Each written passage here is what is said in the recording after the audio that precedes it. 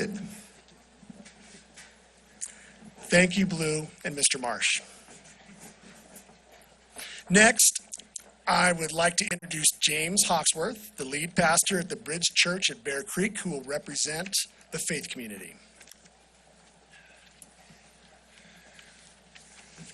Good afternoon. My name is James Hawksworth, and it is a great honor and a privilege to be with you on this day, April 20th, 2019. In the mysterious providence of God, we are here today on a day called Holy Saturday. And as a Christian minister, I would be remiss to not make the connection to the most important few days of our faith to this day, April 20th, 2019. In the Christian tradition, Holy Saturday is in-between time. The time between the death of Christ on the cross on Good Friday and his resurrection from the dead on Sunday morning. Life is often like this, wrestling with sadness and joy, in between tragedy and triumph, despair and hope, death and resurrection. Saturday is inescapable, and we will all face pain and suffering, and we all have. But as an old preacher once proclaimed with regard to Holy Week, he said, "It's Friday, but Sunday's coming." Well, it's Saturday, but Sunday's coming. And Sunday is the day when hope comes to fruition. Oh, how I look forward to tomorrow, but we must go through Saturday first. Little is actually said in the scriptures about this often overlooked day, but it's the day when people wanted to ensure a man in the name of Jesus remained dead because they considered him to be an imposter and a rebel. Yeah, Jesus was a rebel. Amen? Okay, I can get an amen for that, sister, right there. Go rebels. All right. To ensure his movement was stopped, the Roman guards were even placed in front of his tomb on that Holy Saturday. I could imagine people saying, "Let's make sure he stays where he's supposed to be, dead and gone. Let's end this once and for all. Let's call it quits over this revolution that he has begun." And evil and suffering is like that. Let's put an end to this now. Let's trap people forever. Let's shut off hope, but not at Columbine. Hope did not die. Evil did not have the last word, and people have been able to move forward with great faith and with great hope.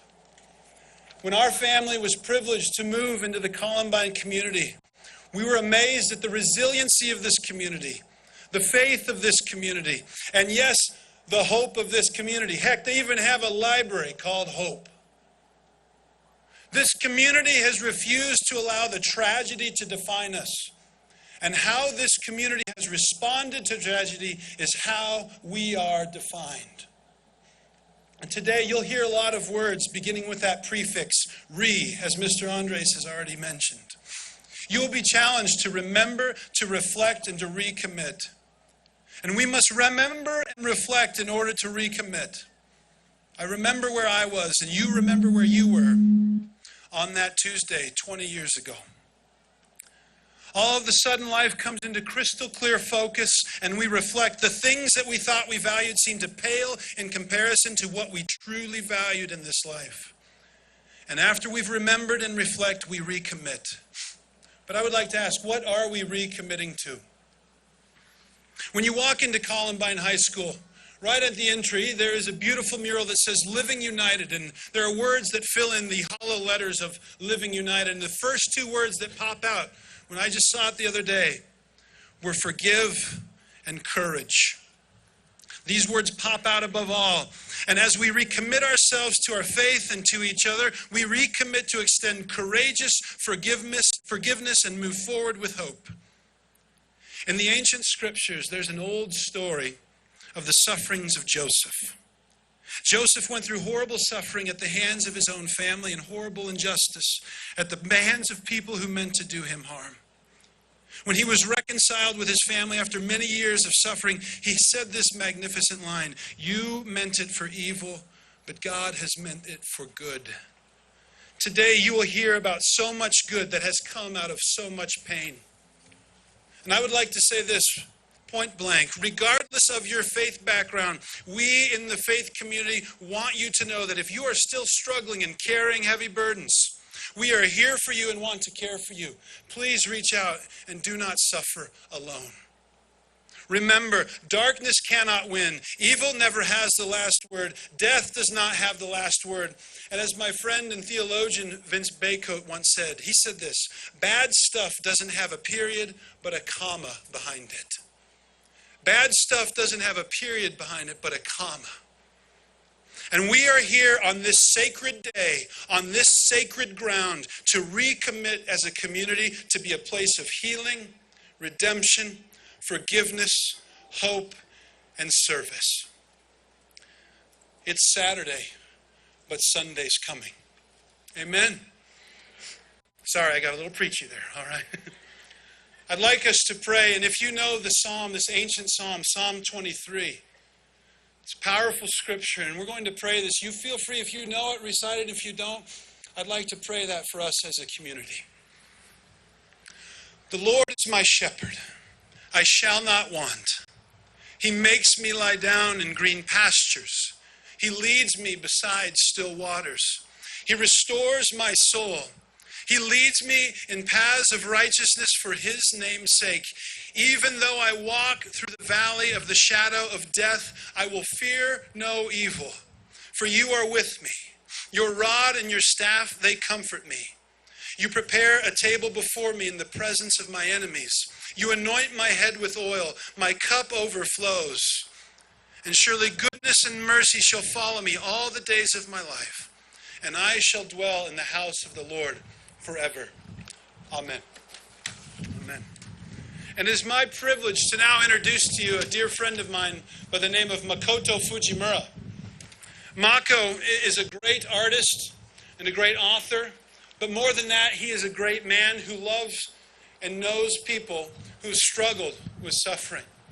He's well acquainted with that as a survivor of 9/11 himself, and he's here to dedicate a beautiful piece of art to the community of Columbine.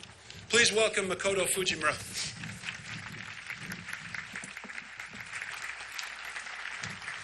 Thanks, Pastor Hawksworth. I would like to have the current principal of Columbine and the former principal, Frank, if you can come up on stage, please. On behalf of all of us who watched this incident from afar, even from as far as Japan, and knowing the heavy toll still that you carry, I wanted to bring a gift to you and this community. And what I did was to ask this venerable ancient tea master tradition of tea in Japan, which harkens back to 15th century. But I bring with me a 17th century bowl, which has been broken once, some time ago.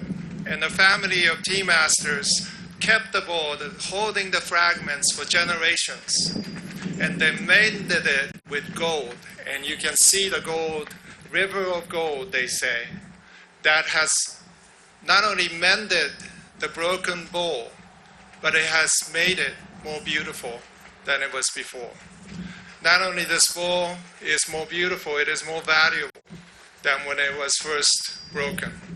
And I wanted to present this bowl to your community, to all that is still ongoing, and yet the new creation that can come forward is represented in this bowl.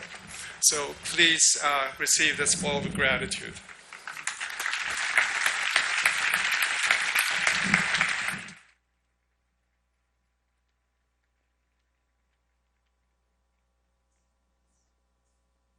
On behalf of Columbine High School, we thank you, and as a token of our appreciation, we would like to present you with the Columbine High School t-shirt.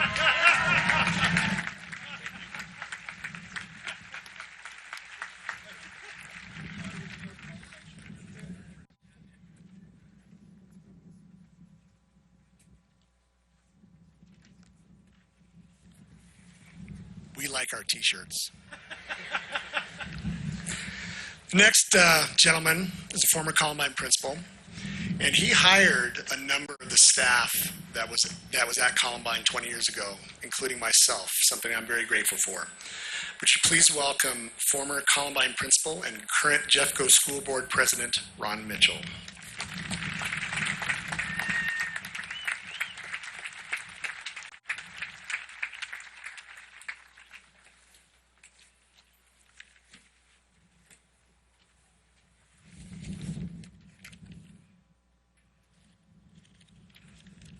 Thank you very much, Mr. Andres. It is a privilege to be here on this day with the Columbine community. In some ways, it's hard to believe that it's been 20 years, and in other ways, it feels like the senseless tragedy and loss of life occurred yesterday, as it is indelibly imprinted in our minds and hearts.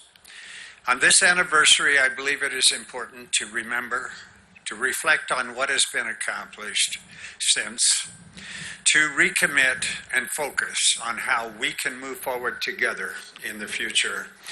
I am privileged and honored to be here with every single one of you and with every individual on this stage. It seems to me that the principals on stage today represent three important and different eras in the history of Columbine. This school has been open for 47 years and has had only 7 principals in that entire time. That is because every leader who arrived at Columbine knew that they were fortunate to serve this community and knew that it was a great community where they could make a great difference. I see the 3 Columbine principals here on this stage today in this way. First, I represent the period of innocence in Columbine High School history. My job as principal was to promote total program excellence, and frankly, we were enjoying some success in that area. Looking back, and simply stated, I believe that we were naive prior to 1999. We did not see the future. We did not know that anything like what happened could happen in the future. And if we had, we would not have believed it could happen at Columbine. Second, my friend and colleague Frank DeAngelis has led this community through the uncharted waters of the tragedy and the difficult times that followed. His courage and passion have led this school and community through the darkness and into the light of hope. Not an easy task for anyone who is mortal. Thank you, Frank. And our colleague, thank you.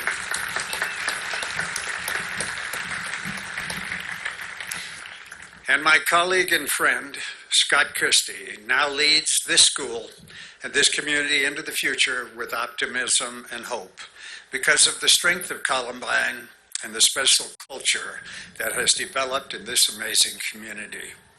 The strength and commitment of this community is built upon a collective understanding of the shared tragedy. Today, Columbine can look forward with confidence and hope because of this shared experience. On April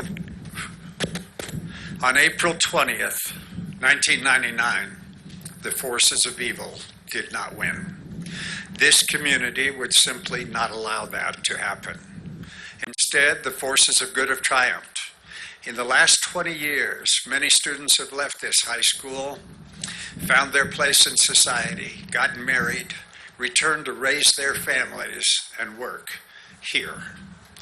They do this because they want their children to experience this special community. In one of my early conversations with our new superintendent, I was trying to give him a feel for Jeffco, and I shared with him that one day he would hear the phrase, "We are Columbine." I told him that although it might sound like a cheer to him, that it is not. It is rather a mantra to the strength and courage and culture that makes Columbine special. I assured him that when he heard it, he should remember, they mean it. It's a commitment. 20 years ago, our school district inherited a responsibility to lead the state of Colorado and the nation in the area of school safety and security. I think it appropriate to think about some of our collective work in this area, even though we know there is no limit to what we could and want to do. A few of the positive things over the last 20 years are the statewide Safe to Tell program, school safety protocols, improved law enforcement partnerships, protocols, and greatly enhanced communication, improved school building security across Jeffco. The Frank DeAngelis School Safety Training Center, used by police, SWAT teams, and fire departments from all over the country, is a step that I'm really proud of. Expanded and better trained school resource officers. And another one I'm proud of, increased school-based mental health programs for our young people. Next year, we'll have a social emotional learning specialist in every elementary school. And we have expanded greatly district security forces and training. This is a continuous effort for our entire district. I really believe an important key to our success, though, in the area of safety and security is the training of our students and the solicitation of their assistance. Our students play a critical role in keeping all of us informed and safe. It's hard to manage paper up here in this wind, but while the loss of life 20 years ago was horrific, the impact on survivors, staff, students, and families was also significant. While time may help lessen the intensity of the trauma, the incredible memories still remain. I would like to close today by saying our thoughts, prayers, and hearts go out to the families of all of the victims of this senseless act. And yet, 20 years later, the strength, resiliency, and courage of this community have given all of us hope for the future. Hope is, in my opinion, the most powerful force in the human experience. To all of you who are a part of the Columbine community, thank you for showing all of us how the strength of the human spirit triumphs over the forces of evil. And thank you for giving all of us the wonderful gift of hope.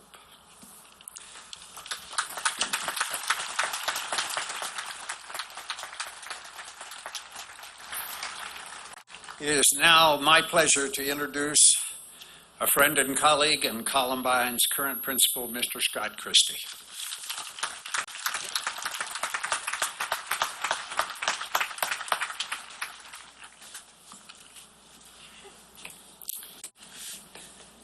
My name is Scott Christie, and I am the very proud principal of Columbine High School.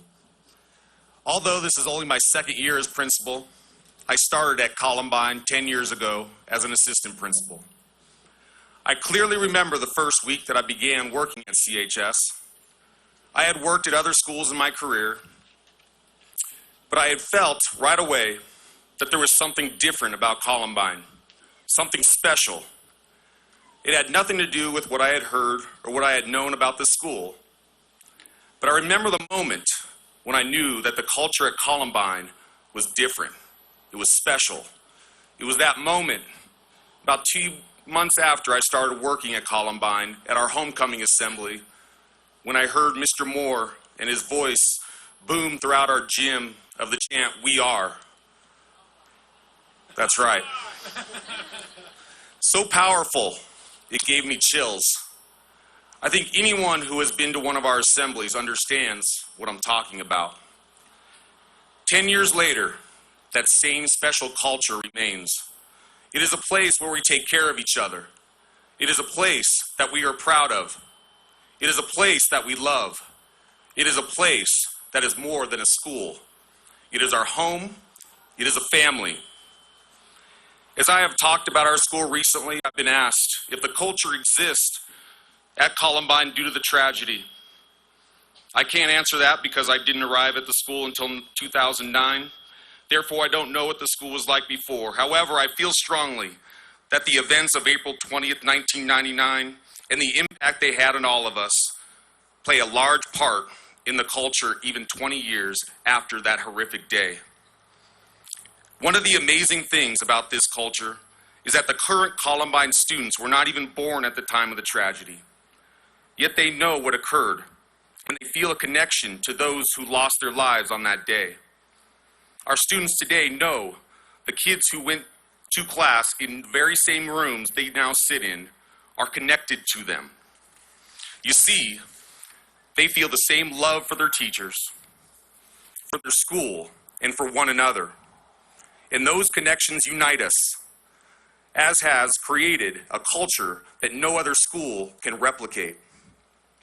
It is what makes the word family not just a word we say, but something we mean and something we feel. I think it is the reason why our students and staff take such good care of each other. It is the reason they are so loving, caring, kind, and dedicated to serving others.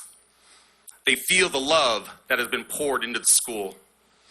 In fact, we honor our beloved victims by dedicating this day, April 20th, to serving others. I hope that the families of the victims can find some peace in the good that has come out of evil. Such as our day of service, there are multiple scholarships created in their names, school safety protocols, and we do a run to remember them each year. And as I said, I truly believe that every day we feel the spirit of your loved ones lost on that day, and is what unites us and what makes Columbine so special. They are what I describe as the Columbine spirit. Know that your loved ones will never be forgotten. Today, 1,700 students strong bless the Columbine classrooms and hallways. We are a high-achieving school in which 80% of our kids go on to college. We continue to create career pathways for our students so that we can help them identify their strengths and passions so that they can gain experience prior to going into the workforce. Last year, our graduation rate reached over 94%, the highest rate of our school ever. Our co-curricular and extracurricular programs compete and excel at the highest level across the state. I am proud of these accomplishments, but I also love it when our alumni return to visit. I always ask them, no matter what they are currently doing, whether it be college, military, or a trade, how well did we prepare them for what they are currently doing? No one has ever told me that we did not prepare them. We are not just a school, we are so much more. As I said, I was not here at the time of the tragedy, nor the initial years following it. However, I have spoken to many who were, and through my talks with them, I know that those years were incredibly difficult. If I had described what I have heard about those years in a word, the word would be surviving. Those associated with the school were trying to survive the emotions of the trauma of what had occurred. If I were to describe Columbine in a word today, 20 years later, the word to describe it is not surviving. The word is thriving. It is thriving because of those who believed in it after that horrific day and loved it through its most difficult days. They loved this school so much that they stood with Columbine during the worst of times and were determined to not allow hate to win. They were determined to rebuild the school to be stronger than it was before. Today we are thriving because the entire Columbine community united and stood behind us. We are thriving because of an amazing leader, my hero and my mentor, Mr. Frank DeAngelis.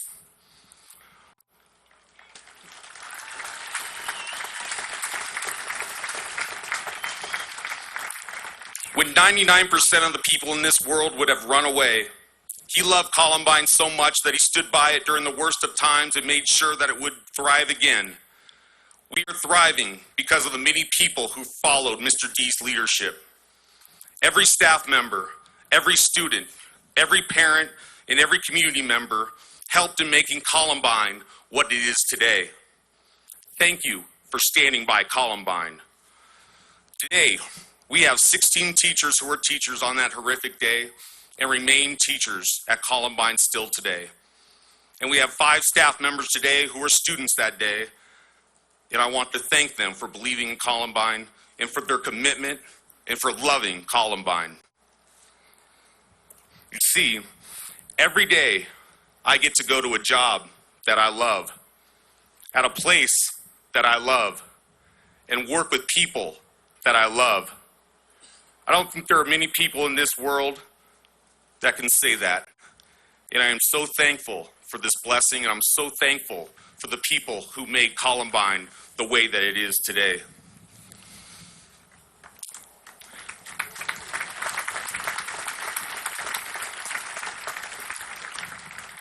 Columbine High School today is a symbol and a model of resiliency. My hope is that any person or group of people that has experienced tragedy can look to Columbine for hope. Columbine High School in our community is an example of the good that can occur when people come together and unite in the face of adversity. We are proof good conquers over evil, and that faith in one another is so very, very important. We are stronger than we were before. In fact, there is nothing stronger than rebel pride in the Columbine spirit. Columbine is special. It is a place that is truly loved. I love it. Our staff loves it. Our students love it. I am honored to be principal. I understand the incredible responsibility that I have. I promise to love Columbine and to work every day to fulfill my responsibility of continuing to move the school forward. To all of you who believed in Columbine and stood by it during the most difficult of times, again, thank you. Thank you for your resilience. Thank you for your kindness. Thank you for your faith in this place that so many of us call home. In the end, thank you, everyone who has been a part of Columbine. As I say to our students, thank you for making Columbine what it is, which is the best school on the planet.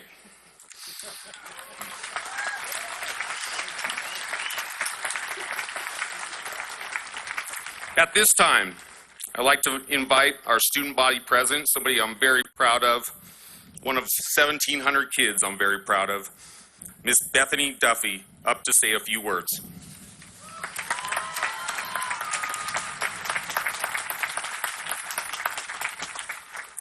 Good afternoon. As he said, my name is Bethany Duffy, and I'm the student body president here. And I've had the privilege of living here in the Columbine community my entire life. I wasn't there on April 20th, 1999, and I don't know what it was like back then. I will never fully comprehend what some of the people here had to go through. But what I do know is that I'm the product of this incredible community and the generations that have helped to raise me. The Columbine community exemplifies resilience, strength, support, and love that touches the lives of all those lucky enough to live here.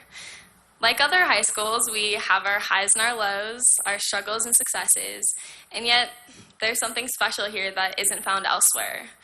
There's a bond, a kinship, a unity that sets us apart and makes living here such a blessing. Columbine and family are two words that are paired together constantly. There's an inherent love and selfless care for others displayed every day. After experiencing 4 years here, I've come to realize that it is because we recognize the importance of relationships and building connections with those around us. There's a tradition of togetherness that makes the school and community feel like a second home, a place where others rejoice in your triumphs and reach out in times of need. The athletics and activities here have served as one way of bringing those from all around the community together, and this family dynamic is exemplified as students call one another brothers or sisters on the field or a family on the stage. This mindset isn't limited to those performing, however, but is shared with the fans, the coaches, and your fellow classmates. I know that I feel so blessed to be surrounded by so many people that I consider a second family. Administration and student relationships here are unparalleled, as each looks out for one another to a greater degree and provide these familial figures that make school more than just a learning environment. I have countless teachers and counselors that I revere and love, often going up to them to make jokes or ask them how they're doing. As I now prepare to leave for college, I realize that the support system, who has never failed to cheer me on and encourage me, is a blessing that I have admittedly taken for granted and will sorely miss. Yet I know that I will always have a place here and will always be welcomed home with open arms. Columbine has become a place in which people want to stay for generations. It will always be a home, no matter where you may go. Today, we have over 30 faculty members who have been a part of this school for years, and many of whom attended as students. They've come to be an influence for good to upcoming generations, to give back to the school that helped raise them and love them. The school saying, "You're a Columbine rebel for life, and no one can ever take that away from you," holds true for generations past and countless generations to come. And I'm to follow in the footsteps of all the people I love and respect by bearing the name Rebel. Columbine alumni are a rejoiced, welcome part of this school, visiting often and rekindling invaluable relationships that they fostered here. At choir concerts each year, there's a stand set apart for alumni to come and sing the school alma mater with current students. As the joined voices proclaim, "We are all Columbine," the unity between young and old is felt. We are all a part of this family, and we are all a part of this family and will continue to be for the rest of our lives. I, for one, will treasure this family that I have been lucky to have for countless years to come. Columbine is truly everything that people always say it is. It has become a place that students will forever be grateful for, and this is the goal that every teacher, coach, and administrator has. To have this feeling of acceptance and gratitude occur for so many people, even 20 years later, is a success story in and of itself. The heart that is such an essential part of Columbine isn't something that I've been taught, but rather have felt and experienced and has been passed on from generations down to mine. One of the most remarkable aspects of Columbine is that, although we are unified as one, there's a place here for every individual. You are not left for yourself, but are surrounded by others who will lift you up and who care for your well-being. There's a class, club, and program for everyone, whether it be Unity in Action or theater or mountain biking. Oh gosh. It provides this connectivity amongst students. We're all doing this crazy journey of high school together, not by ourselves. Selflessness is a defining characteristic showcased throughout the Columbine community. And I see this selflessness every day at this school, in the actions of my teachers and the compassion of my peers. This annual Day of Service tradition is a perfect example of how people from all walks of life come together to focus on what matters most as they serve one another. And I'm so grateful to have been a part of it each year. Mr. Tonelli's motto, "Got nothing but love," that he says every day after class, is a theme that is displayed to students and community members alike, emphasizing the value of each individual. While Columbine is not perfect, it is one of the most amazing places I've ever experienced, and I cannot emphasize enough how blessed I have been living here. The heart, the passion, the strength unites us all and makes us truly special.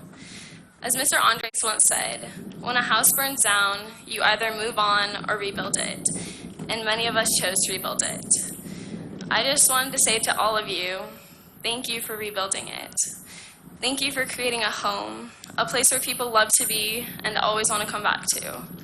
Your resilience, your compassion, your strength, and your love is touching the lives of more than you realize and has made Columbine an incredible place to be. We are all Columbine.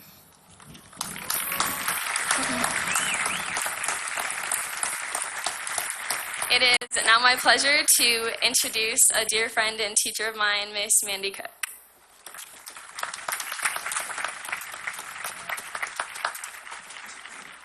Hey, wind. Wow. Good afternoon. Thank you all for joining us here today as we gather here to remember. On April 20th, 1999, I was a sophomore at Columbine. Since 2007, I have been a teacher at Columbine. It's been a great 12 years, and how lucky I feel to be working at a school that I love and a place that means so much to so many of us. 20 years ago seems like a lifetime ago, yet other times it feels like yesterday. We can all remember where we were in that day. We all have our stories. I remember feeling confused, walking out of Columbine, thinking we were evacuating for a fire, then told to cross Pierce into Leawood Park. Students started coming from all over the building. When I found my friend Elisa, she said that there were people shooting. It soon became chaotic.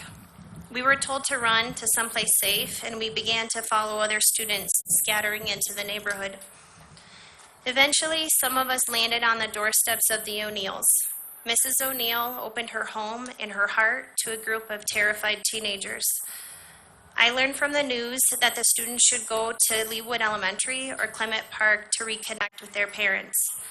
For some reason, I felt my dad would be at Leawood. Brian, Brett's older brother, drove a few of us to Leawood Elementary, where I found my beyond relieved dad. Little did I know, Brian and I would connect a few years later, as I discovered he was and still is the best friend of my husband, Joel. Each one of us has our stories, but in the days, months, and years following April 20th, we gradually found our new normal. I give lots of credit to our Columbine teachers and Mr. D, who supported us through those tough days. Being Columbine survivors, we found the strength and the courage to continue forging our path in life, but it didn't come without struggles. I do know that many of us continue to struggle because of that awful day. It was a day that changed everything. 20 years later, some of us may still be dealing with the pain and the injuries, whether physical or emotional, and the tremendous feelings of sadness from losing loved ones, whether family members or friends on that day of senseless violence. The ripple effect of those losses continues today. We will always remember the teachers and the educators who did so much to protect us. You are not forgotten. Tragedy brings people together, but people outside of our community also wanted to feel the connection, and sometimes that would feel overwhelming to those of us that survived. 2 years later, I graduated with my class in 2001.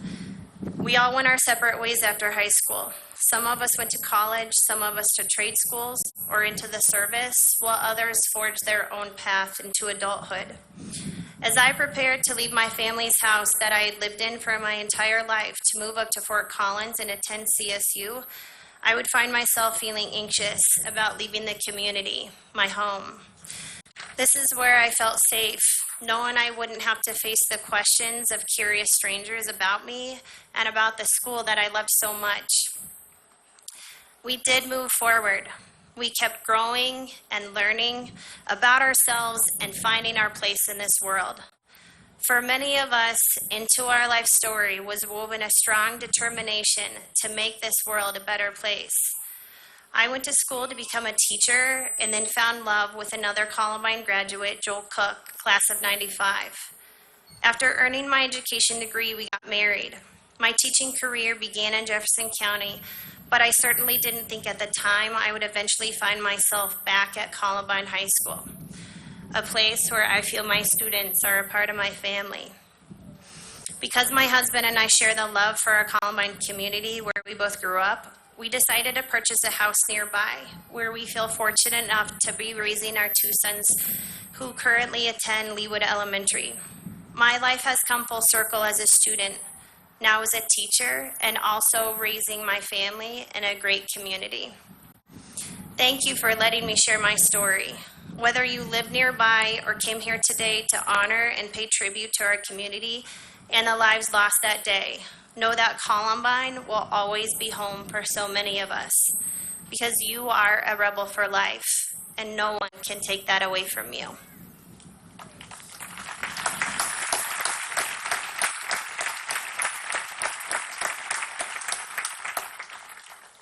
I would now like to introduce a Columbine teacher that has meant so much to so many of us.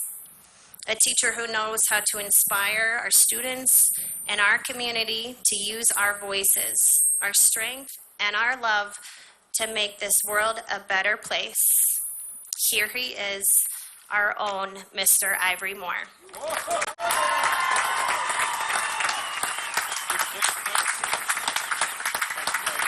Thank you, my love. Thank you so much. Everybody up on your feet! Hello, Columbine! We are! We are! We are!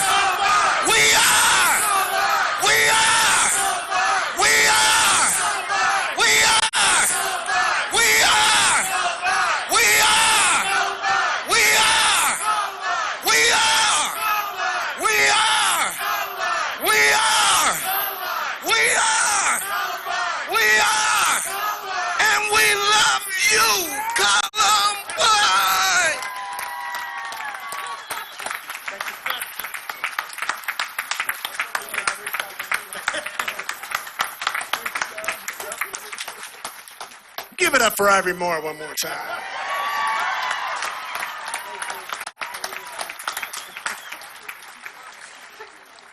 Give us a minute or two. It'll take us a moment to get our next performers set up. So talk amongst yourselves.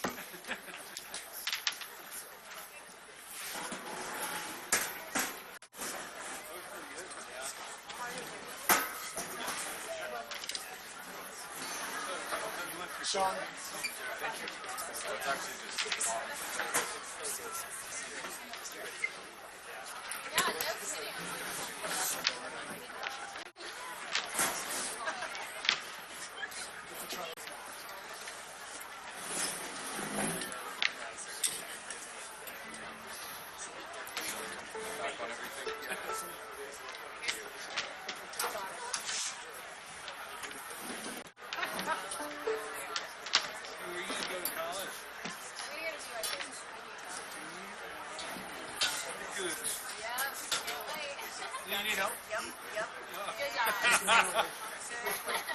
I saw that thing going, and I almost like feels weird, like you're running over. And then I'm like, I can see the weight.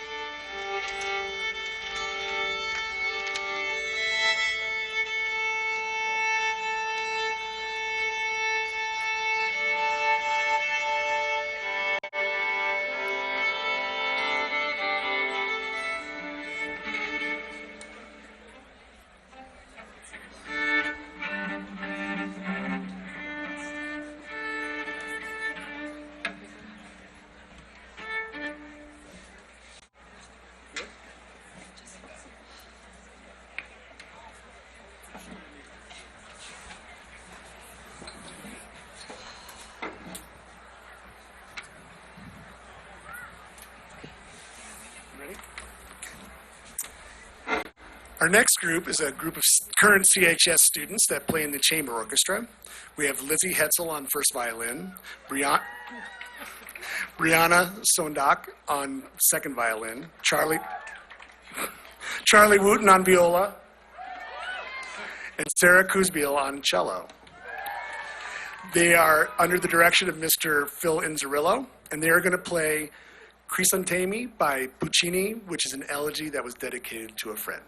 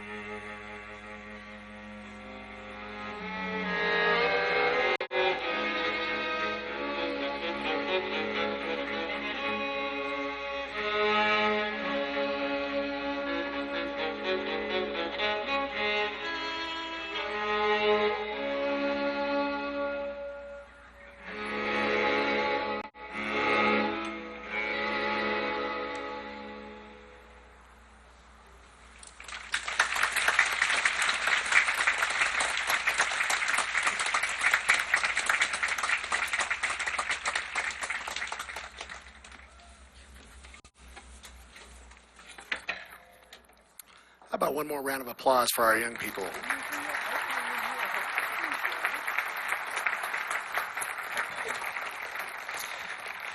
And now, over here, we will have a video message from former President William J. Clinton.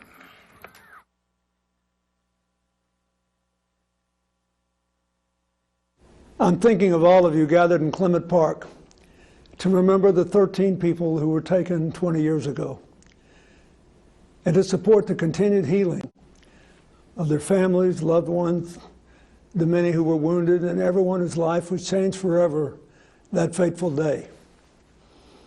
As long as I live, your community will hold a very special place in my heart.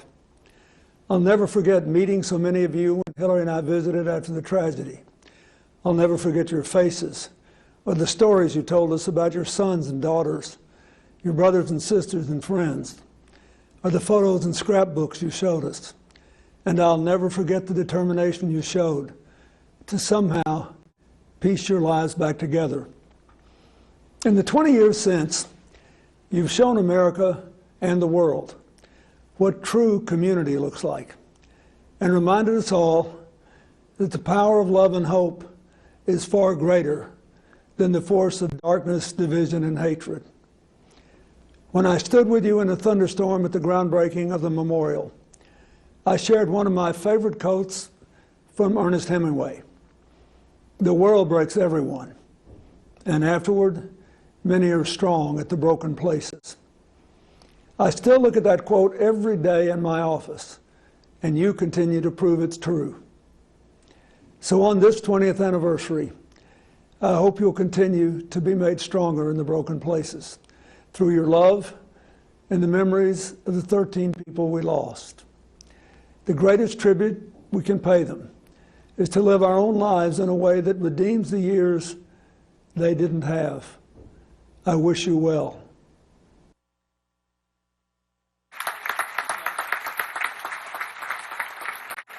Thank you, Mr. Clinton. Our next speaker is 2002 graduate Sean Graves.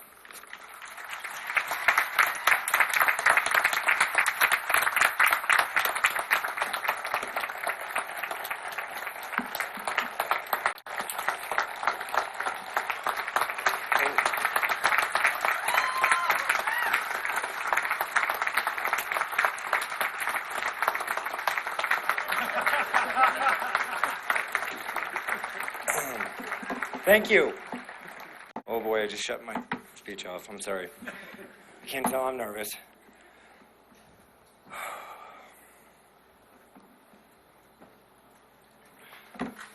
Okay, I'm sorry. That was, how do you follow that?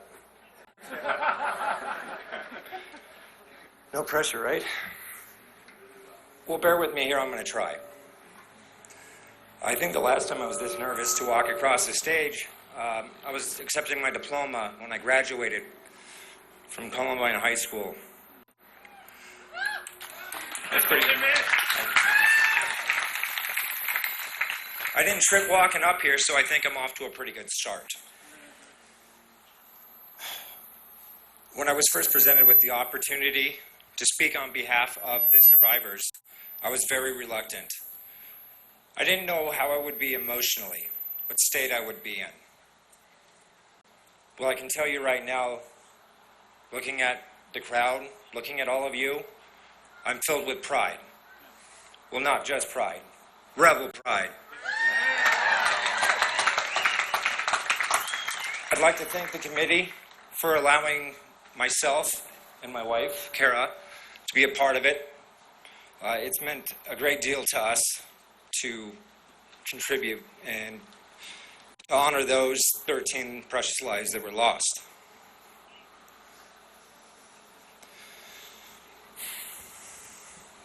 I tried this morning, and I would like to try it again.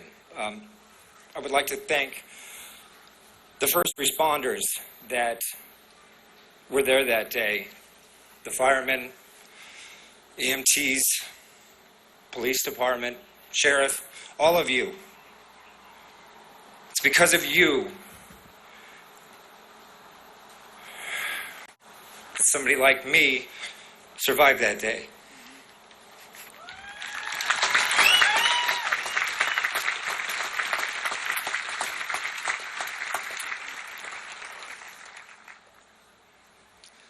You've inspired us to do more. You've inspired us to give back to our community. You inspire us to inspire you. I'm sorry. I'm very emotional. It's been a rough couple of days.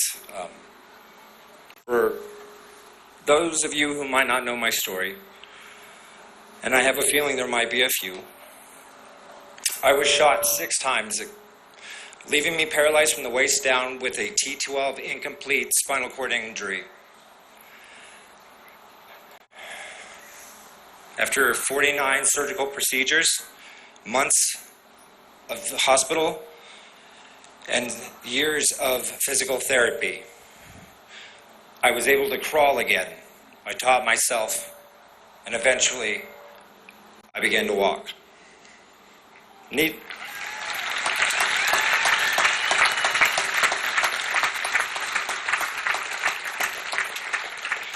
Needless to say, I've acquired myself a decent amount of scars. Those scars play out like a book. They tell a story of my journey, my personal journey, from where I was to where I am to now. But not all scars are visible on the skin. On that day, there were close to 2,000 people inside, students, staff, and teachers. On that day, those people walked into that building, but not a single one of us walked out the same. Everyone was broken. We all bled blue and silver.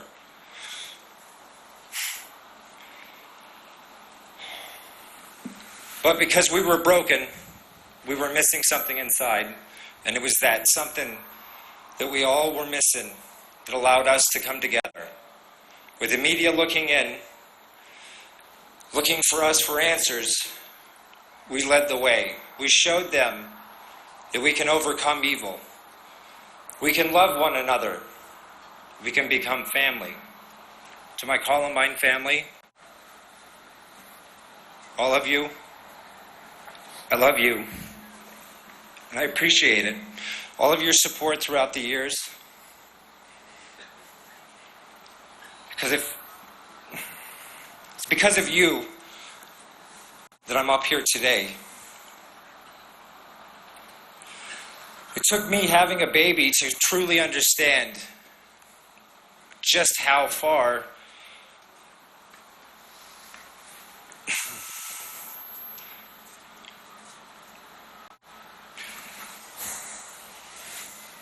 I didn't quite understand what my parents had gone through until I put myself into their shoes with my daughter. And it's because of that that I have a whole new appreciation for the people I love. I'd like to thank my family, my mother and dad, my brother Seth. I may have lost a friend that day, but I gained a brother in return. I love you, Adam. I'm proud to be a part of this community. I'm a rebel. To the future generations of Columbine, future rebels, it is your job to represent this community the way that we had. Go out, love one another. Learn from our mistakes. We didn't realize how much we meant to each other until it was too late. It took tragedy for us to realize that we can move past hate. We don't have to not like each other. Enemies, we're now best friends. We love one another. You're my family. We made friendships. We gathered strong.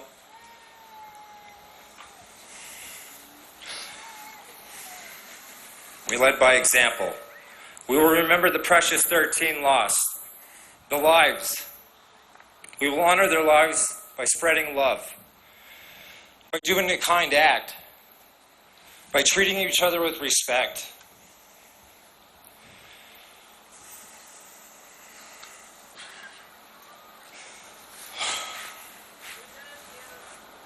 Thank you.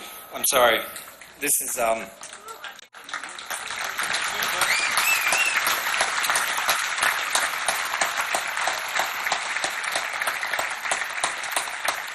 I'm a rebel through and through. My daughter, she will be a rebel. She's only 3 now. We're rebel strong, and not many people know what that means.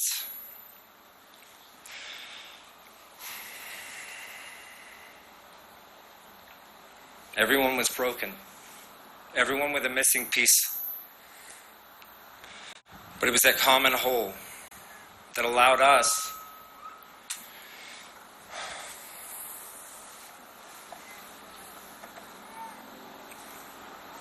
sorry.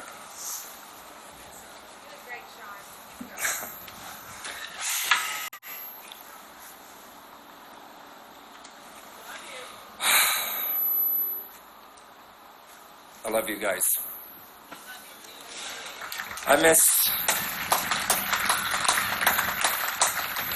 Thank you for the support. It is now my great honor to introduce the next speaker. Truth be told, this man inspired me in the beginning to push myself harder, and it is because of him that I am literally standing here today. Ladies and gentlemen, my friend, Patrick Ireland.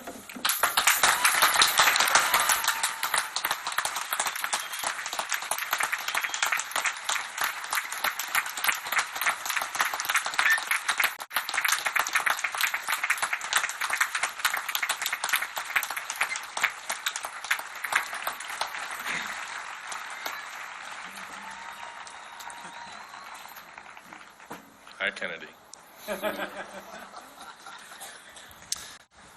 You know, when I first met Sean, was the was the first week we were at Craig Hospital, and I was in bad shape. Sean shared with you about his injuries. I was shot twice in the head and once in the foot, and one of those buckshots went through the left hemisphere of my brain and paralyzed me on my right side. The physical piece was not as detrimental because that part I was able to recover from and relearn how to walk and get the physical strength back and things like that. But the cognitive piece was by far the most challenging part for me. So when I first met Sean, we were at the Friendship House at Craig Hospital one Saturday, and he's sitting there talking a mile a minute, and my mind was not up to speed yet.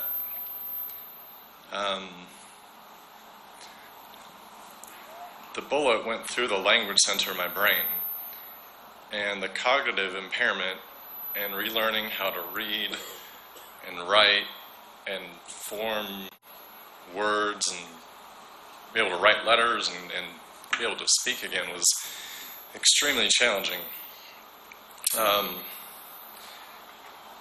This morning I was talking with some of the first responders, and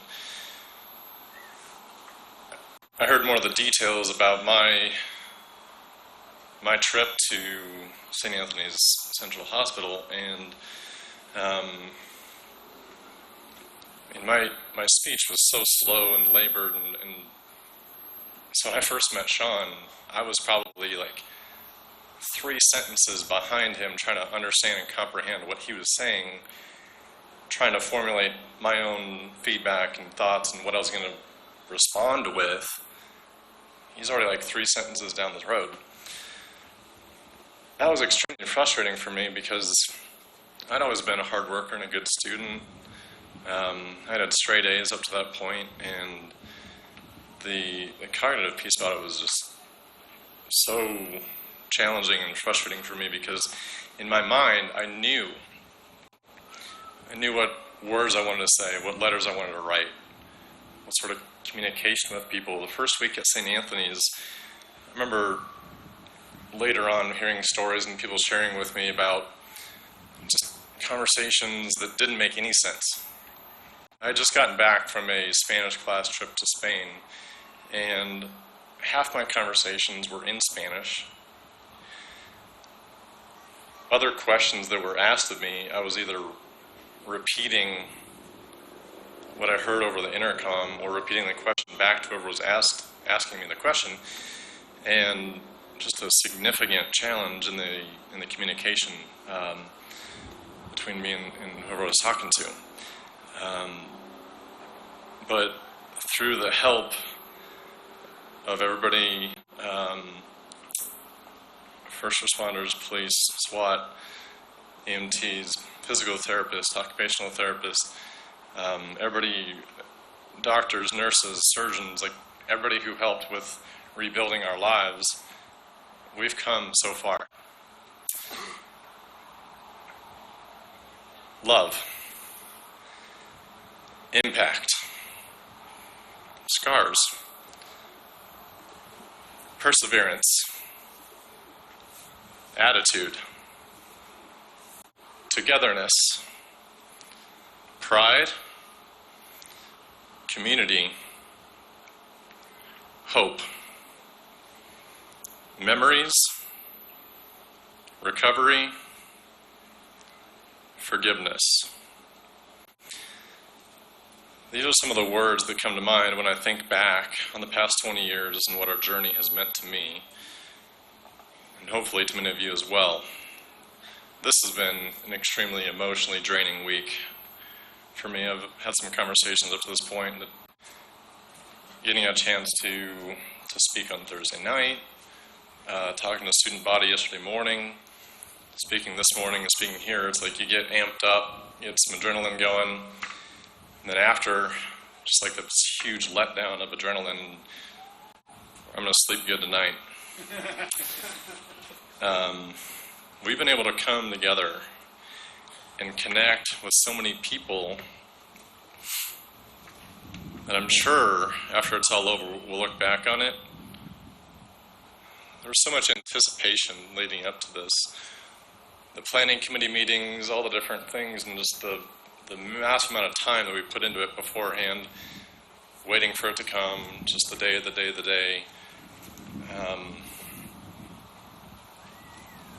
Thank God it's Easter tomorrow. Yeah. We'll be glad to know that we're all here and that we participated.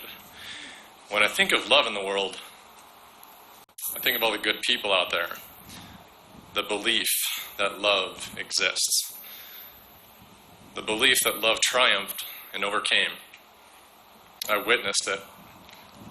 I witnessed it in the 24-year-old ambulance driver that traveled 85 blocks to St. Anthony's Hospital in 17 minutes. I witnessed it in the counselors, mental health professionals that guided so many of us. By keeping a positive outlook, despite all the negative news with which we're constantly bombarded, we can overcome obstacles. Dwelling on what is bad in the world results in lost energy and does nothing to improve our lives. Impact. Sean mentioned this. Everyone was affected. There's not a single person in our school or the community that was not impacted or changed in some way. Obviously, not everybody has the physical scars from that day, but everyone was affected. Many of us are still working through the process, dealing with that. Hopefully, you're not traveling that road alone. With respect to recovery, I'm not really sure about that word, perhaps because it implies some sort of end to the road. And for many, there may not be an end, but more of a process of learning how to adjust. Perseverance. Perseverance is one of the lessons that stuck with me from my childhood. Without perseverance, Who knows if I would have made it to that window or gotten out alive? Without perseverance, who knows if I would have proven the doctors wrong and learned to walk again? Without perseverance, who knows if I would have graduated with my class, let alone valedictorian? We must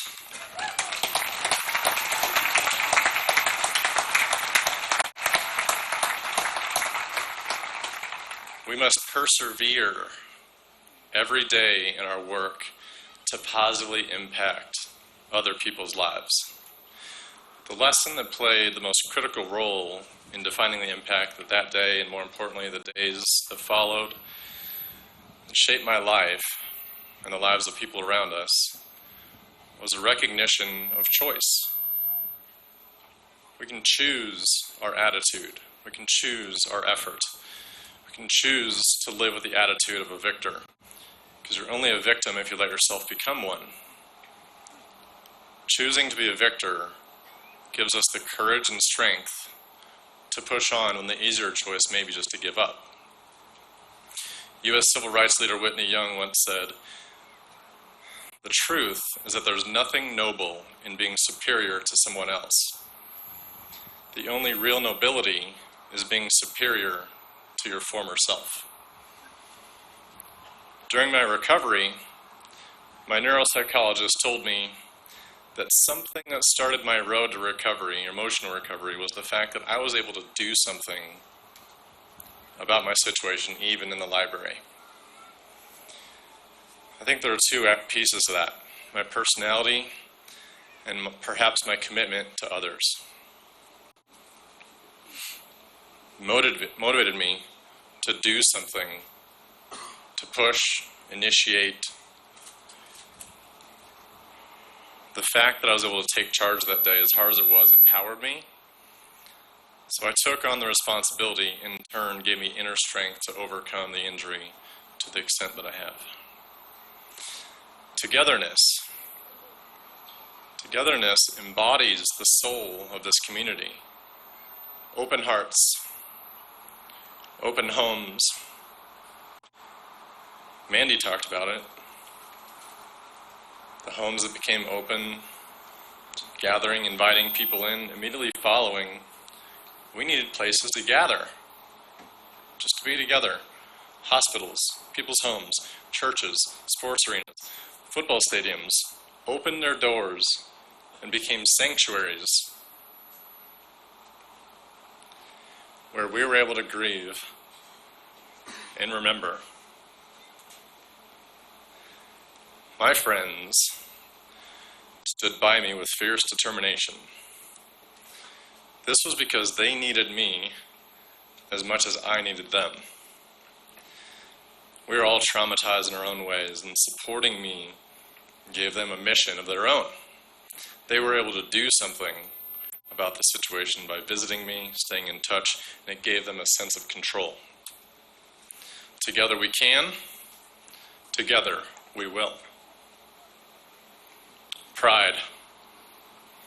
Talk about that rebel pride.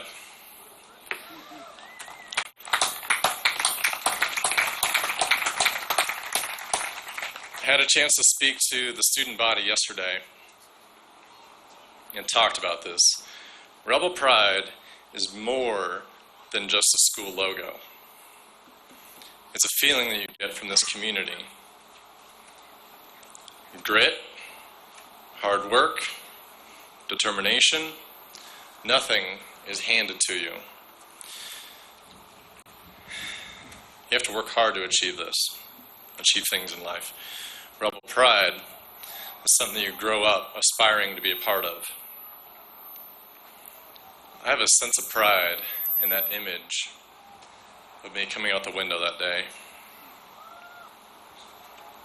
To me, it's an image of hope, strength, and courage. So if that story helps, I'm honored to be one, just one, of the symbols of that day. Memories. I've got so many fond memories of this and this school and community being being part of the 1997 state basketball championship as a freshman, playing poker and blackjack in this cafeteria during off hours, thanks to the upperclassmen at that point, the juniors and seniors who, told the teachers, "Oh, we're not gambling."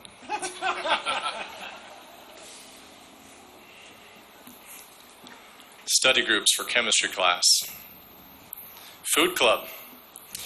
The most active club in Columbine High School history. Not everybody knows about it, but we made the yearbook.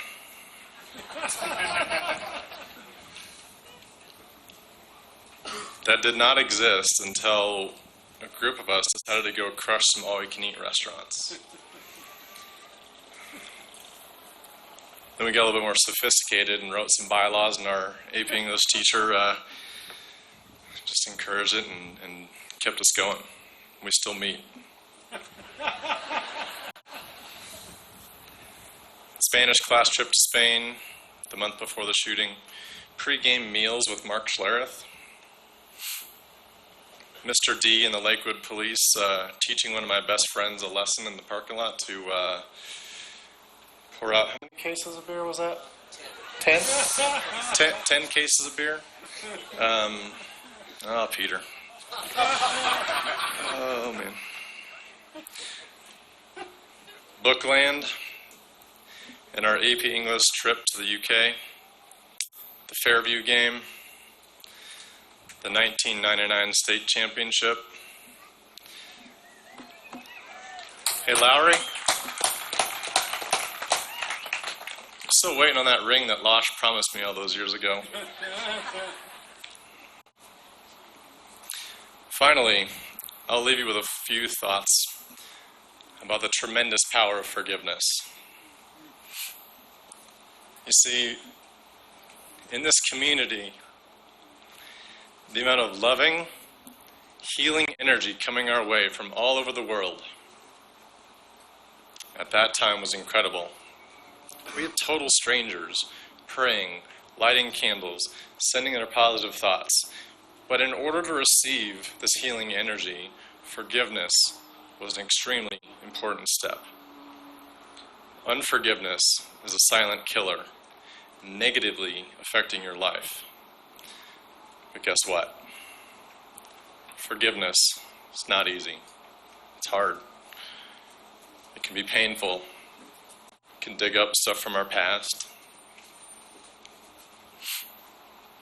Our pride can get in the way. We could have a fear of getting hurt again. Maybe not forgiving gives us a sense of power. But in order for forgiveness to take place, there must first be a debt that is owed. Our innocence was stolen. How can that ever be repaid? But forgiveness is a process. It takes time.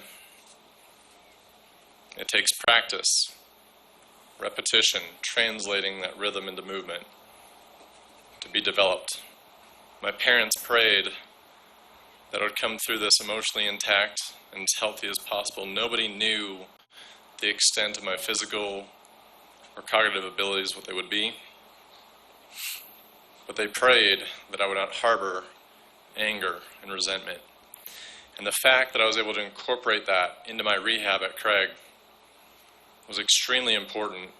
It was a huge relief to my family to hear and to know that I was on the road to forgiveness early on. That we were able to focus the energy on the work that I needed to do, on the work that our community needed to do, to come together. Because the key to forgiveness is to stop focusing on what others have done to us and focus on all the good things and the blessings of what has been done for us. At this point, it gives me great pride to introduce our next speaker, Dawn Anna.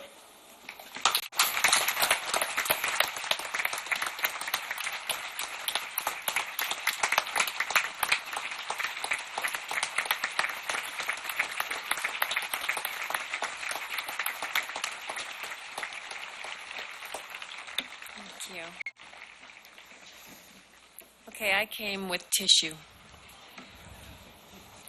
I am Dawn Anna. I'm the mother of Lauren Townsend, who was murdered in the library, and I'm very sincerely honored to be representing the families today. Thank you for this opportunity. And thank you for everyone who came today. Governor Polis, thank you.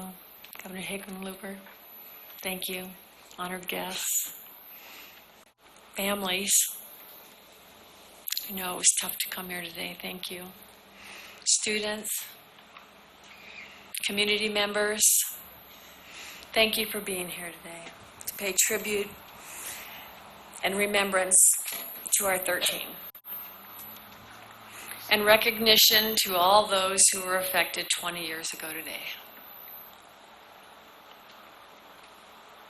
20 years. Can it really be that long? Can it truly be 20 years since I've seen my Lauren? I mean sincerely. She could walk through my back door this afternoon, and I'd just say, hey, where you been? Because she'd always call out, hey, Mom, I'm home. And I'd just look at her and say, where you been? For the past 20 years.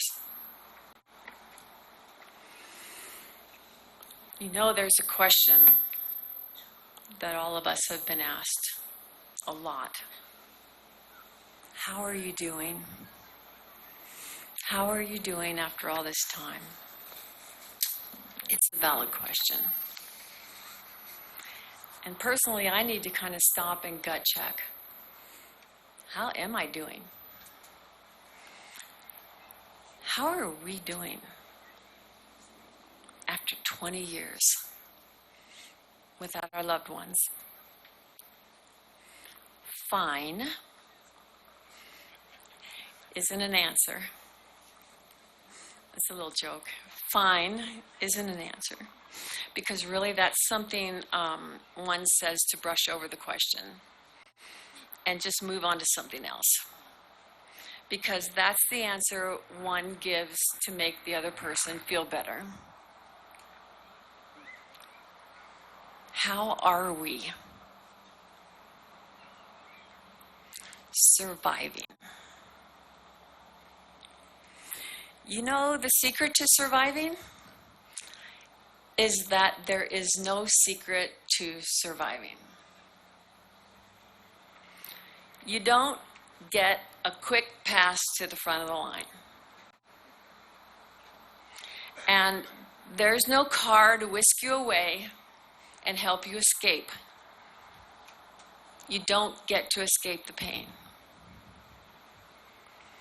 You simply and bravely face it.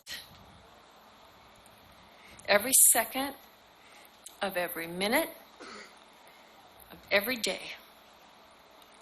Surviving takes every breath that you struggle to take. And then, one day, you realize it's not so dark. The sun's shining. And you can feel the warmth on your face again.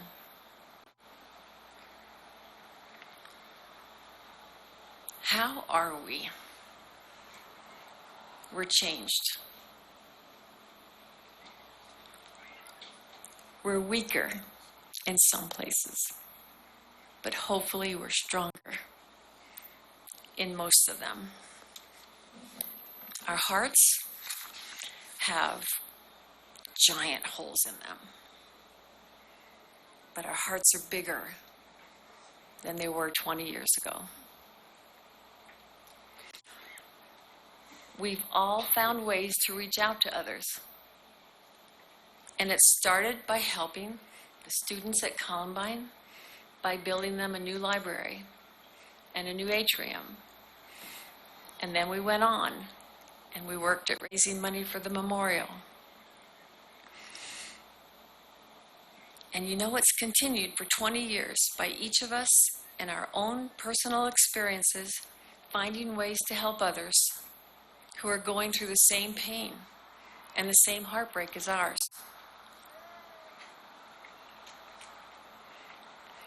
How are we? We're more empathetic.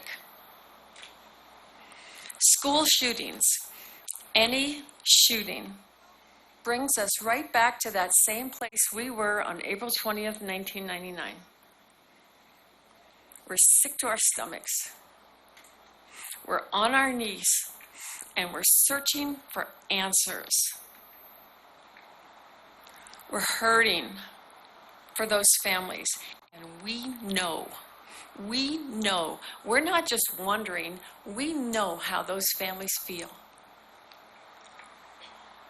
And every cell of our bodies understands what each of them is going through. We're in their homes, and we know how they feel and what they're doing. Nothing is a headline anymore. It's a visceral experience. Yes, we're changed. Birthdays, anniversaries, graduations, weddings, births, they're all celebrated. The twinge of emptiness. Something's missing. No, somebody's missing. And always will be. You know, we wonder what our loved ones would look like. We wonder what they'd be doing. But we can hear them laughing. We can see them smiling. They're standing beside us. And it's, oh, the possibilities of what could have been. And the possibility of those possibilities. Healing takes work. There's no rule book, no time frame, and so importantly, no judgment. Grief is as individual as a fingerprint, and everyone who suffers does what's right for him. But we do celebrate. Some of us in the past 20 years have had more children. Some of us have become parents and aunts and uncles, and some of us have become grandparents.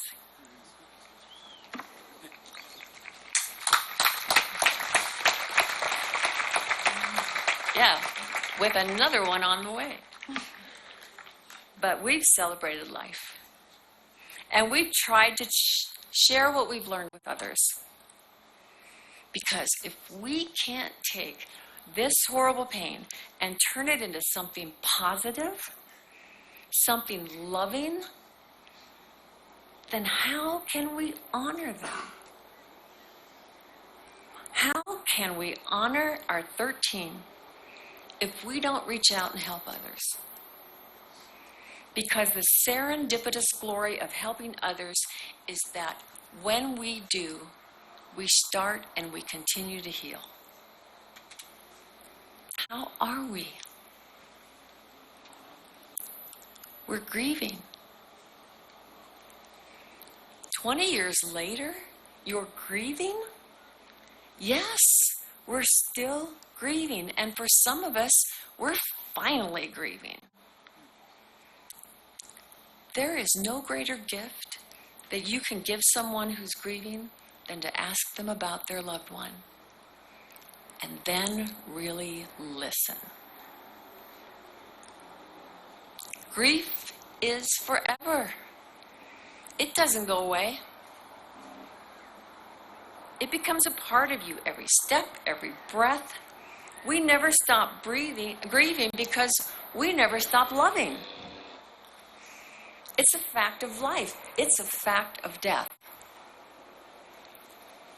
Grief and love are intertwined. One accompanies the other.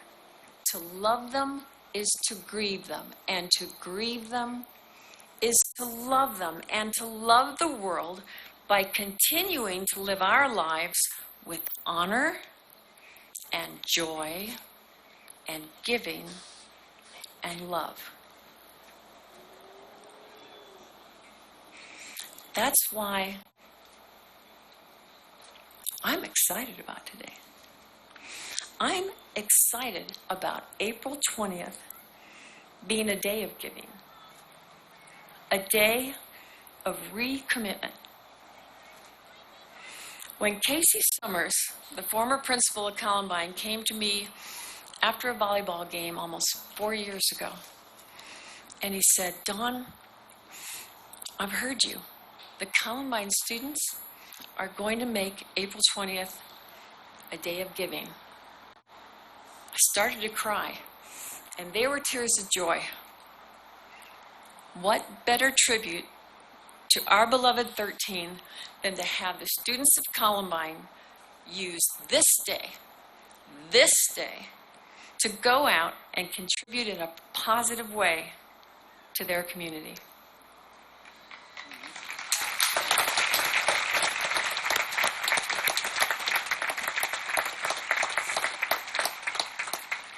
This is the third year that my husband Bruce and I have joined them, working with them to help others.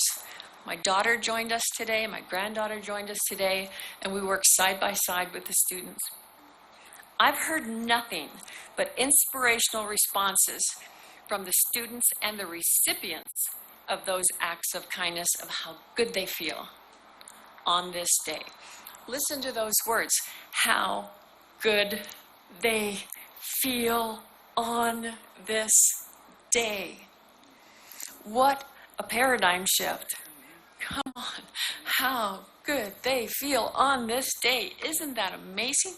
A day of service, a day of recommitment in honor of those whose lives were so tragically taken and who were forever traumatized. Something wonderful from something so horrible. This is how we honor them.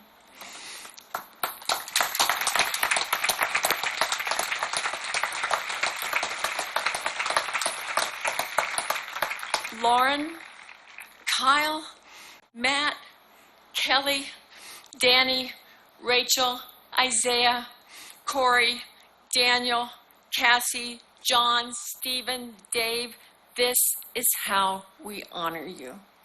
And each of you can do the same. Just as 20 years ago in the aftermath of the massacre, we wanted to be better people, to honor them, so should we continue each day to do the same. Their lights have ignited us. We can shine for them. You know, sometimes I wonder how I'm going to get through this day. Sometimes I wonder how I'm going to get through any day. I think of Lauren, and I hear her say, "Do it for me. Do something wonderful for me today. Do something wonderful for all of them today." A smile, a simple act of kindness, a loving gesture. Do it for them. I promise you'll feel amazing. God bless you all. And if I haven't told you today, I love you.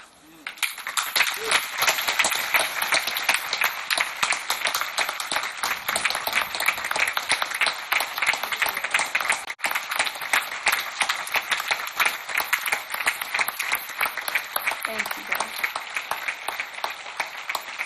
Thank you all so much. I'd like to bring up two young gentlemen who are teachers at Columbine and have made the dream a reality in this day of service, day of recommitment. Jeff Garco, Sam Daly. Thank you.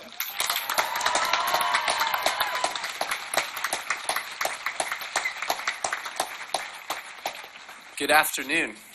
My name is Sam Daly. I have the honor of teaching social studies at Columbine High School. My name is Jeff Garko. I'm a proud graduate of the Columbine High School class of 2006, and also have the honor of teaching social studies at Columbine High School.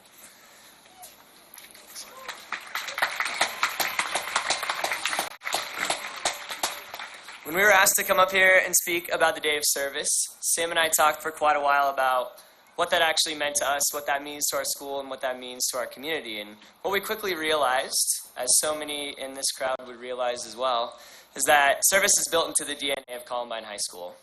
Service is in everything we do. When you come to Columbine and step through the doors for the first time, you understand that expectation that when you're a Columbine Rebel, you serve others. So while the day of service is an amazing culmination of what we expect of our students every day, it's not the only way that we serve. Columbine High School hosts the largest high school blood drive in the United States of America.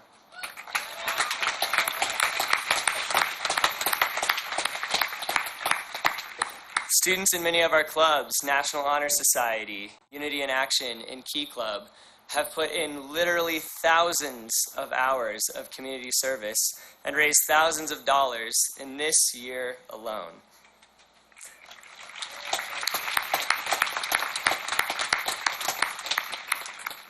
Columbine High School, Chatfield High School, and Dakota Ridge High School are one of the only communities in the country who come together once a year to hold a tri-school event known as Chakotabine, where every year the school that hosts it chooses an organization that they would like to raise money for.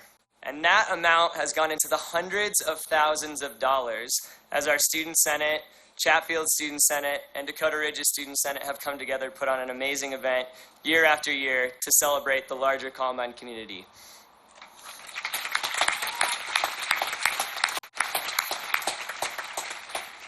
At Columbine High School, we serve others, and we've learned that service has many forms.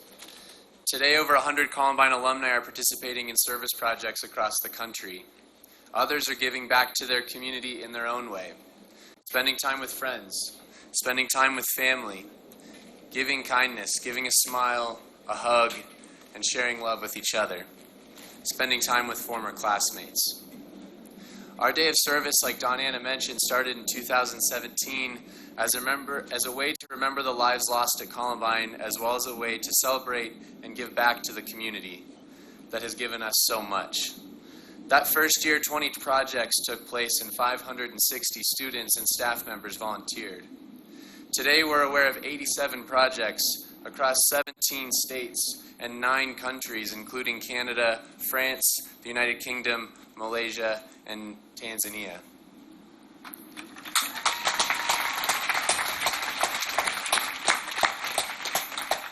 All of these service projects that have taken place across the world are taking place because people have been inspired by our community's commitment to service, our commitment to one another, and our commitment to others.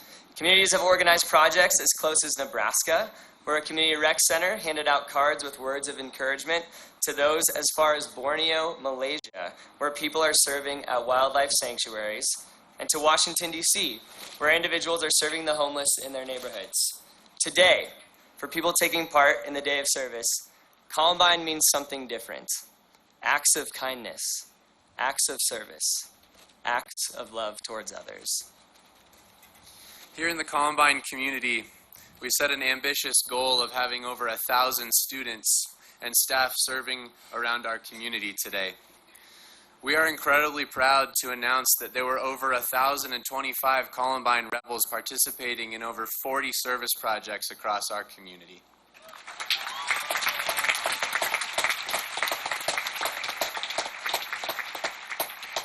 And it doesn't stop there. Globally, over 1,500 people are serving their communities in a variety of ways, and this is what the Day of Recommitment means, and this is what a Day of Recommitment looks like. In February, we had the privilege to accompany Donanna, Frank DeAngelis, former Attorney General Cynthia Kaufman, and Patrick Ireland to meet with our newly elected governor to ask that April 20th be forever known as a day of recommitment and solidarity with the Columbine community. Beyond acknowledging what we do and who we are here at Columbine, Governor Polis wanted to take this message of recommitment one step further and proclaimed every April 20th a statewide day of recommitment.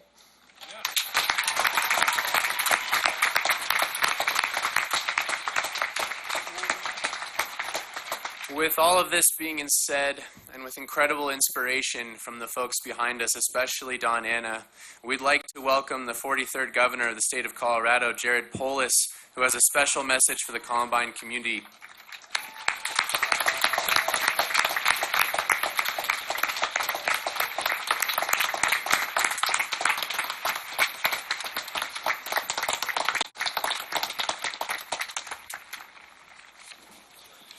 You know, when Sam and Jeff asked me to attend, I think it was probably my first or second week, I think, in office when they came by, didn't even have to or even occur to me to look at my schedule for April 20th and what other commitments I might have. I said, yes, of course, I will be there. You know what? Governors come and go. Columbine students enter as freshmen, graduate as seniors, come and go, seasons come and go. But the state of Colorado will always remember Columbine and what it means to all of us, as well as the living positive legacy that the efforts of many survivors and Columbine alumni have birthed that promises our state, our nation, and the world so much. Of course, today, we gather with heavy hearts. We remember today and every day those who were taken from us prematurely. We remember today and every day the giving comfort to those who are harmed. And we remember today and every day the emotional trauma inflicted on, of course, the victims' families, also our community, our state, our country, and the world. But we also gather with hopeful hearts. Hopeful because in the face of an unconscionable tragedy, great horrors and pain, we've recommitted ourselves to active kindness and service towards our family, friends, and community. I won't read the entire proclamation that officially makes today recognizing the day of service, because words can only say so much, and frankly, those who have given personal testimony earlier this afternoon had much more powerful words than the proclamation of any governor can possibly convey. But what I do want to say from this proclamation is that on April 20th of each year, we will declare it a day of service, because on April 20th, Columbine High School celebrates a day of service during which students and staff, alumni, and community members come together in memory of our beloved 13 to perform acts of kindness for first responders, senior citizens, neighboring schools, community parks, homeless shelters, and others in needs of service. Whereas we recognize the community for turning their pain into healing and outreach, and the day of service on April 20th has grown stronger and been adopted by other schools in Colorado, across the United States, and across the world. You know, when this world showed us the very worst, we responded, the parents of this community, the state, the nation, by showing the world the very best that we have to offer. And of course, despite everyone's wish that we could bring back those who were lost, we can honor the memory of those who were lost by making this world a better place for all of us to live, by healing ourselves, healing our families, and healing the world. On behalf of the state of Colorado, I want to thank those involved for your deep commitment to this mission to make the world a better place, and recognize that henceforth, April 20th will always be known as a day of service in the state of Colorado. Thank you.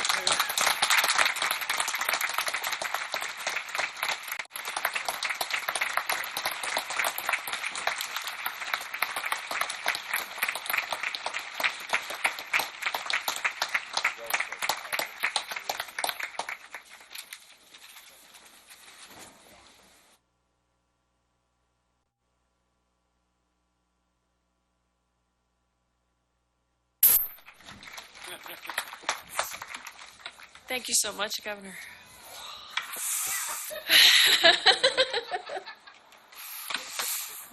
Thank you. Thank you, Governor. I'd like you to turn to the screen, not for that person. There's a beautiful video tribute to our 13, intertwined with comments of the students, tribute to our community. Thanks for Jack for putting this together.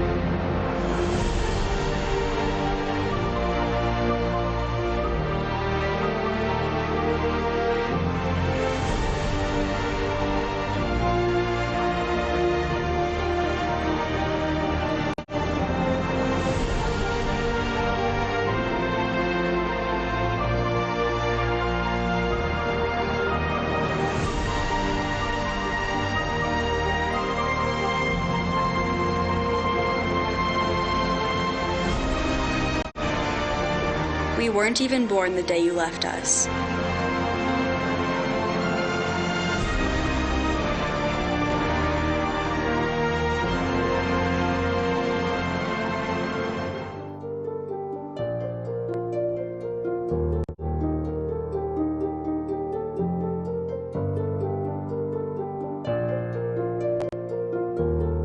We didn't know your story until we were old enough to hear it.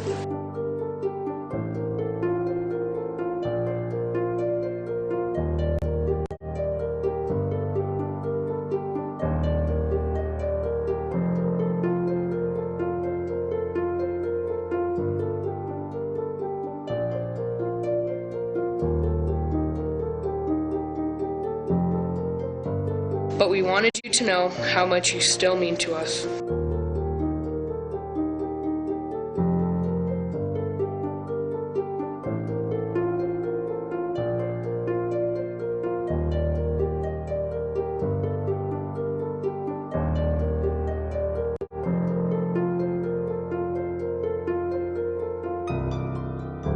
We honor you in remembrance. We honor you with hope.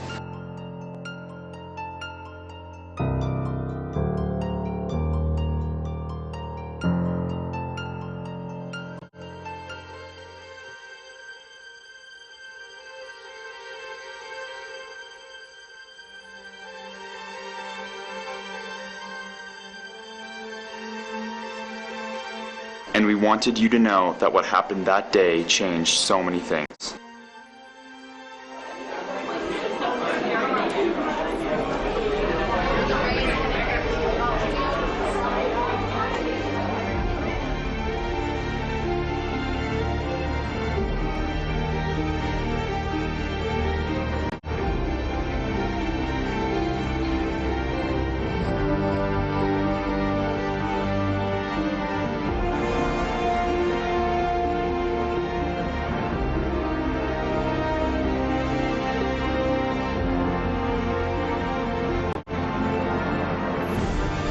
Changed so many lives.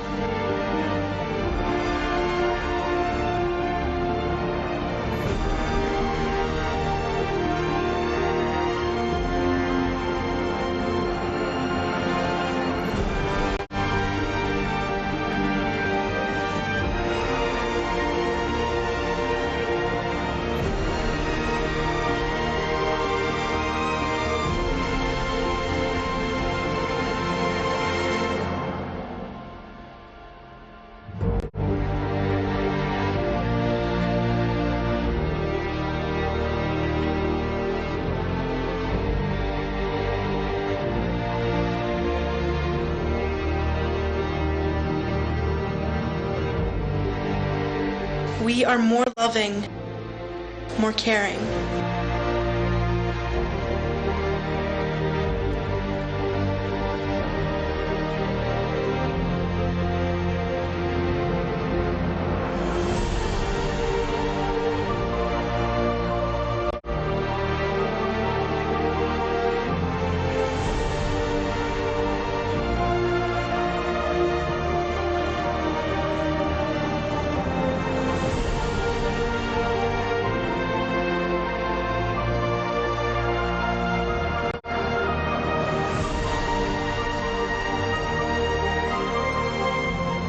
We dedicate ourselves to serving others.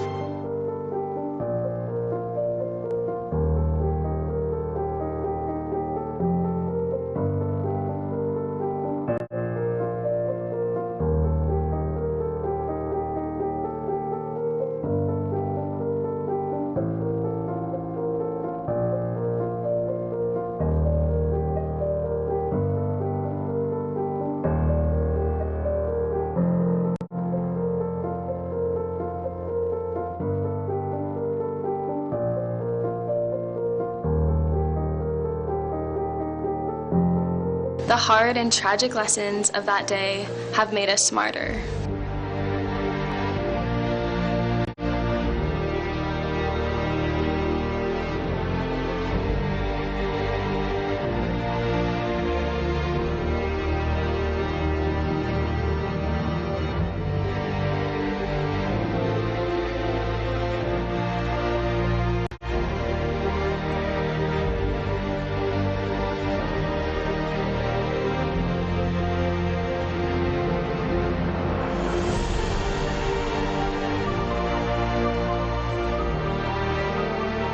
We are more aware of those who would do us harm.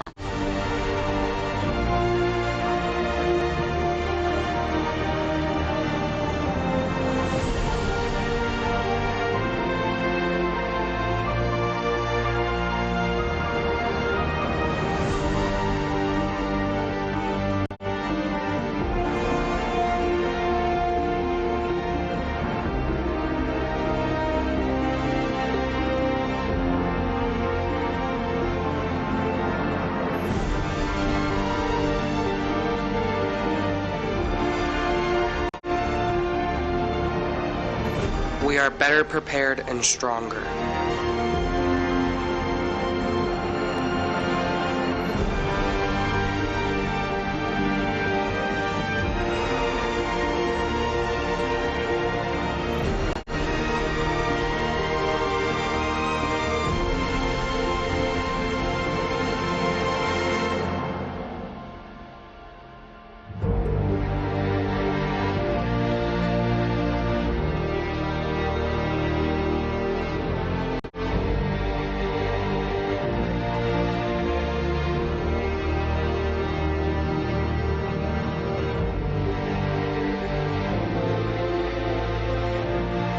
We are still a family.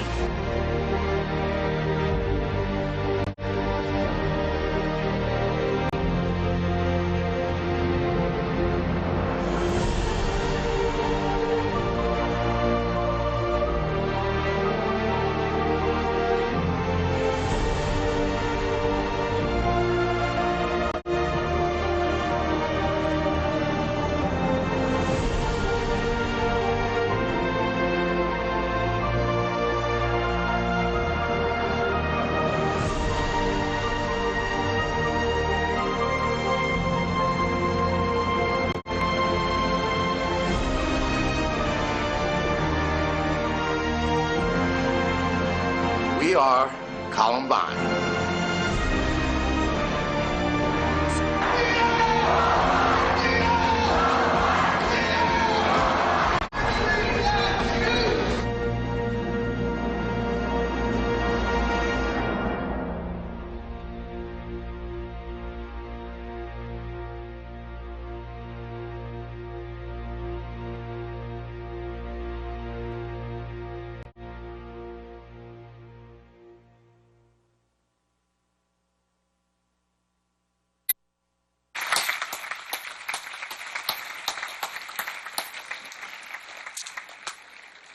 I want to thank Jack Marr from our communications office for Jeffco Schools for making that fantastic video.